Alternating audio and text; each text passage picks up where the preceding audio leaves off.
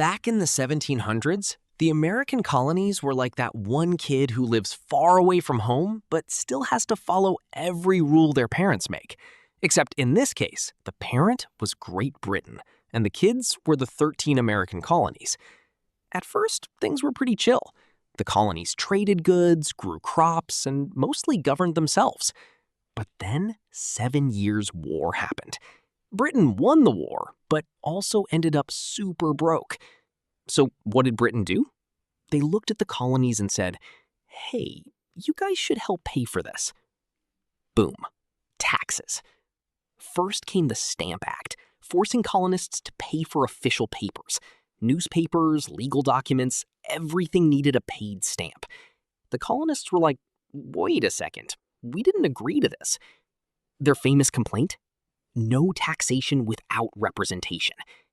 Meaning, if we don't have a voice in your government, why are we paying your taxes? Tensions started rising.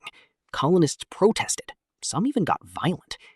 Britain backed off, for a moment. Then came more taxes. Tea, paper, glass, you name it. Things reached a boiling point in 1770 with the Boston Massacre, where British soldiers fired into a crowd of colonists. 5 people died, and suddenly Britain looked like the villain of the story. But wait, it gets better. In 1773, Britain tried to be nice and lowered the price of tea. Sounds good, right? Wrong. The colonists saw it as a trick to make them accept British taxes. So a group called the Sons of Liberty dressed up as Native Americans and dumped 342 chests of tea into the harbor.